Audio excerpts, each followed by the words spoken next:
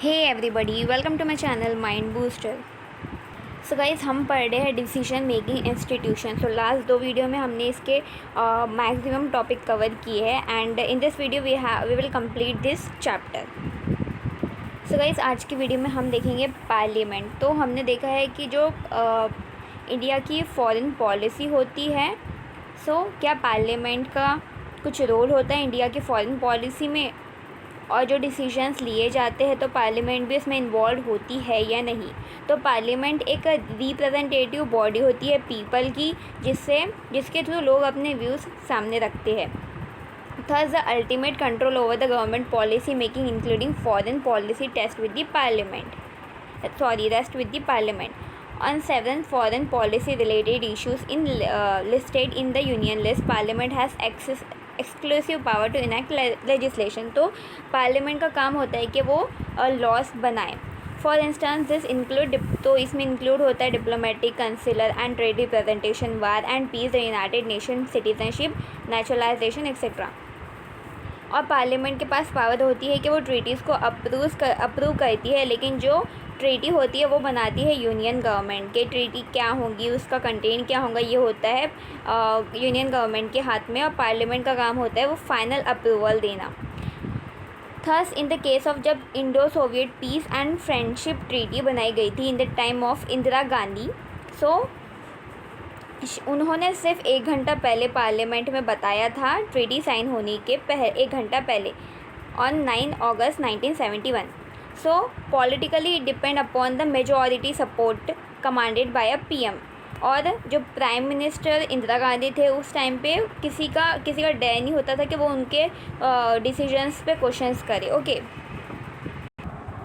Then during Nehru time, A. Appadurai in Domestic Roots of India's Foreign Policy discusses that how Parliament was able to exercise its influence over India's China policy। ठीक है, फिर जैसा parliament और president के pressure के अंदर Nehru was force to relieve Krishna Menon of his defence portfolio. Second instance that reflected parliament influence is the issue of government taking high power transmitted from Voice of America, that is government ने high power transmitter लिया था Voice of America से for All India Radio in March 1963 to meet Chinese propaganda after the October 1962 border वार।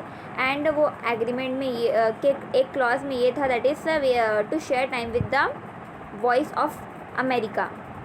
और जो communist MP थे वो against थे इसके, as they were concern more with the anti Americanism than protecting Indian national interest. Then the government ultimately drop the whole project. Government ने पूरे project को drop कर दिया। It is possible to argue that Parliament was able to assert only after policy decision is taken. Second, it consists in getting rid of Menon only because of the failure of India in the 1962 Sino-Indian War. In normal times, it is difficult for Parliament to assert such power. Then जब Gulf war हुआ US और Iraq के बीच में, तभी भी जो NDA government थी उसका, और तब के प्राइम मिनिस्टर थे अटल बिहारी वाजपेयी, उनका काम था कि हम मिडल पाथ में जाएंगे, कि हम बीच में किसी के भी नहीं बोलेंगे, ना यूएस के ना इराक के, और हम बोलेंगे कि वो इराक फुल्ली कोऑपरेट करे ताकि वो यूएन से मतलब डिस्ट्रॉय कर दिए वेपन को मास डिस्ट्रक्शन के। Okay, however the parliament insisted on a resolution condemning deploring American military intervention in Iraq. Ultimately, it took recourse to Hindi language by using निंदा एज सब्सटीट्यूट। तो उस टाइम इंग्लिश वर्ड कंडेम की जगह पे Hindi word निंदा को use किया गया। Okay, but this is not the first instance of a coalition government facing such an embarrassment in policy formulation. In 1991 during the first Gulf war, तो उस time पे चंद्रशेखर थे प्राइम मिनिस्टर, एंड वो वार था यूएस के बीच में। सो यूएस की government permission मांग रही थी इंडिया से, ताकि वो अपने जो भी प्लेन है उन्हें इंडिया में मुंबई में फ्यूल डाल सके उनके अंदर। Okay, and as the election were likely any time, then the Congress party, which was supporting him from outside, was concerned with the effect on the Muslim voters. Then after discussion in the parliament, the policy of permitting refuelling the USAF plans way change. तो फिर बाद में वो जो plan था कि वो US के एयरक्राफ्ट को रिफ्यूल करने दिया जाए, उसको चेंज कर दिया गया। Second, parliament has control over the money that is spend to run the foreign policy. और पार्लियामेंट के पास कंट्रोल होता है कि जो हम फॉरेन पॉलिसी में पैसा यूज़ कर सकते हैं उसके ऊपर। And national security establishment in the country. But parliamentary control over the funds appropriate is pre functionary.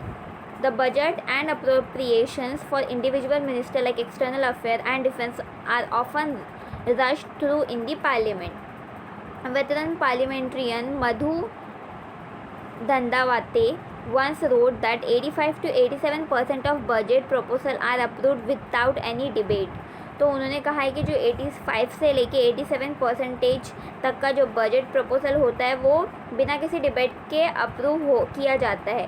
This is really appealing situation cutting across the very democratic theory that control over money lands the parliament to control the executive branch.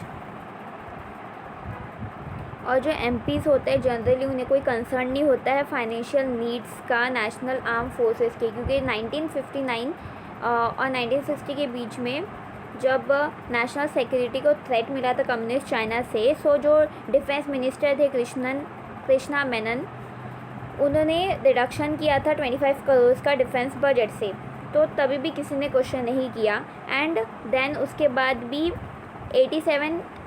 88 के time पे budget को 12,512 करोड़ से बढ़ा दिया गया, तभी भी किसी ने क्वेश्चन नहीं किया गया। और अगर किसी ने एक ने क्वेश्चन किया एट दैट टाइम तो राजीव गांधी ने उसे एंटी नेशनल कह के उसे भी चुप करा दिया।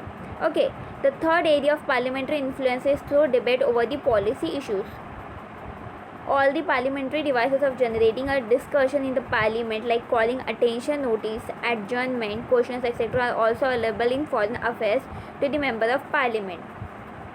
However, the discussion and debates in the parliament over the foreign policy issue is always pre-functionary. There are two main reasons for the lack of interest among the MPs beyond their general rural background and lower level of general education in international affairs. तो इसका reason ये है कि जो MPs होते हैं वो generally rural background से होते हैं और उनका जो एजुकेशन होता है इंटरनेशनल अफेयर्स में वो कम होता है। One reason is that in reality Parliament is a large body, Lok Sabha consisting of over 500 and Rajya Sabha 250 people.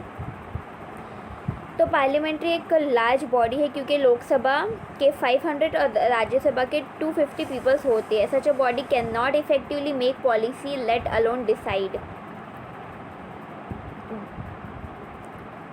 Then if the large number is one reason for the parliament's inability to formulate nation's policy, the second reason is that they do not have basic political interest to pursue foreign affairs and defense matter in the parliament. तो वही उनके पास political interest नहीं होता है, उनके पास proper education या knowledge नहीं होता है उस field में।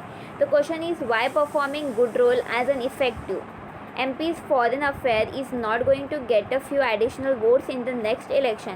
क्योंकि जो अगर MP रहेंगे फॉरेन अफेयर्स के तो उनको कोई एडिशनल वोट्स नहीं मिलेंगे अगले इलेक्शन में। On the other hand if he is effective in getting an arms depot in his consistency और an ambition manufacturing factory he can generate employment for the people and get additional votes for his grateful voters. और वो या फिर वो employment generate करके vote पा सकते हैं। By and large the MPs lack knowledge and information necessary to effectively discuss and suggest even alternate policy option to government. वही कि MP के पास कोई एजुकेशन नहीं होती, इन्फॉर्मेशन नहीं होती कि वो कोई अल्टरनेट पॉलिसी बता सके, कोई सजेशन दे सके। This is not an insurmountable problem. If given an expert advice, they can discuss foreign policy effectively, but the political will always seem to be lacking.